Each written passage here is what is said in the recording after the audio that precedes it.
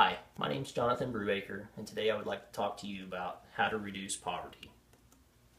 Poverty is the state of one who lacks a usual or socially acceptable amount of money or material possessions. Now, I'd like everyone in this classroom to pretend that they're in a classroom of 30 people. Now, imagine 5 people in that classroom live at or below the poverty line.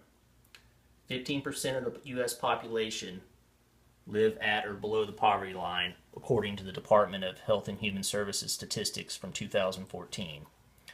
$11,770 per year is considered for one person to be poverty line. In Missouri's terms, a person making minimum wage at $7.65 an hour working 30 hours a week would be considered at the poverty line.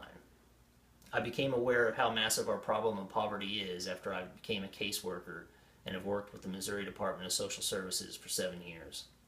Today I would like to tell you about 2 major causes of poverty: capitalism and the welfare state. I also want to discuss my theory on how to reduce poverty. Let's start by looking at capitalism. Capitalism is the system we use for producing and distributing wealth in the United States. It's organized in ways that allow the small number of elite to control most of the capital. Examples of capital are factories, machineries, tools, and anything used to produce wealth. It encourages the accumulation of wealth and income by the elite and makes heroes of them. An example of this would be Microsoft's Bill Gates. The result is a relatively small portion of the total income and wealth to be divided amongst the rest of the population. What's left over usually goes to the poor, and poverty is the result. The analogy of musical chairs sums it up best, because the game is set up with fewer chairs than there are people, and someone has to wind up without a place to sit when the music stops. Poverty exists because our economic system is organized in ways that encourages the accumulation of wealth at one end and creates conditions of scarcity at the other. In the drive for profit, capitalism places high values on competition and efficiency, and it motivates companies and their managers to control costs by keeping wages as low as possible. Also, replacing people with machines, replacing full-time workers with part-time workers, and it makes it rational to move jobs to regions or countries where labor is cheaper. It also encourages owners of factories to shut them down and invest money elsewhere in enterprises that offer a higher rate of return. The very nature of capitalism has created an environment that encourages poverty in the United States. Now that we have went over capitalism's stake at poverty, let's take a look at the welfare state. The welfare state is a system whereby government undertakes to protect the health and well-being of its citizens, especially those in financial or social need, by means of grants, pensions, and other benefits.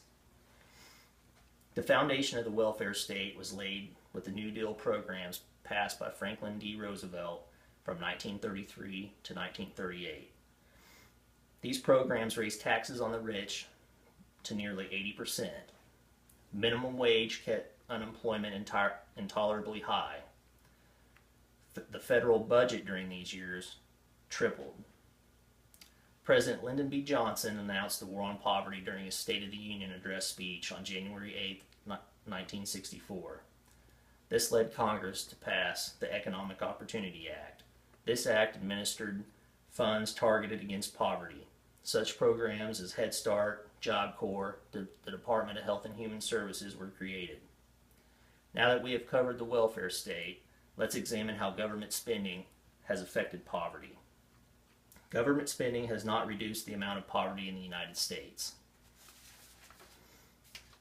The U.S. Census defines a family as poor if its annual income falls below specific poverty income thresholds.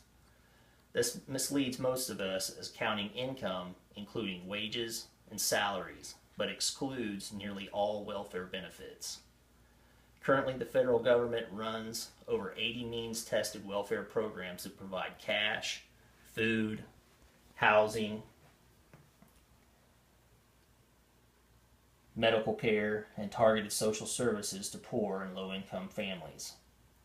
In 2012, the government spent $916 billion on these programs. Roughly 100 million Americans received aid from one of these programs at an average cost of $9,000 per recipient. Also, 23 million food stamp households were in the United States. That's 19.7% of households in the United States received food stamp benefits in 2012. The average household benefit was $261.44. When you do the math, that's nearly $6 billion per month in food stamp benefits for the United States.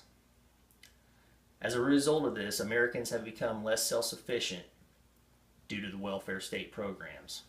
The poverty rate in the United States has consistently hovered at 15% before and after the implementation of the welfare state programs, according to the U.S. Census. Now that we have seen how the welfare state and government spending has not reduced poverty, let's turn to ways to thinking to solve or reduce poverty.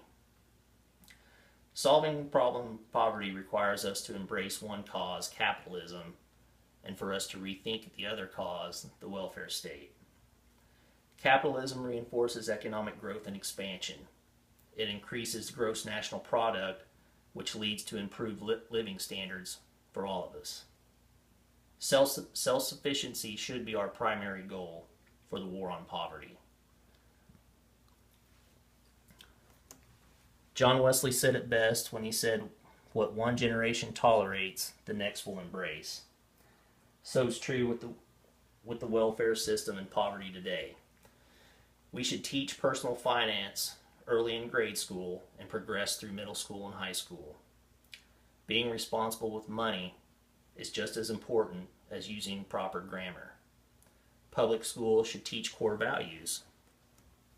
Some possible core values could be a belief in good steward of resources and exercising frugality, a belief that family is of fundamental importance, and a belief that hard work and diligence rewards oneself by preparing individuals for better positions and responsibility and ultimately promotion. As we have seen, poverty is a problem in America. We have looked at how capitalism and the welfare state cause poverty.